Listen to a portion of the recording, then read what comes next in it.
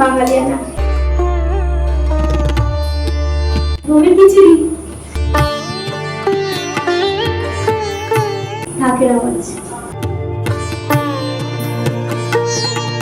No diet, তখন diet করে কি হবে?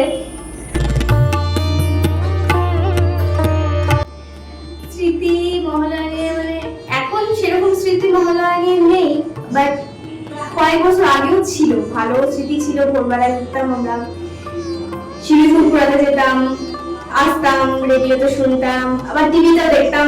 পুরো একদম না ঘুমিয়ে 10টা পর্যন্ত কার্টুন দিত, অনেকেই জিনিস দিত, সেগুলো শুনতাম। দনুজ ও দলনী 21শে সেপ্টেম্বর রবিবার মহালয়ার দিন ঠিক ভোর 5টায় শুধুমাত্র আলোর পথ ইউটিউব চ্যানেলের পর্দায়।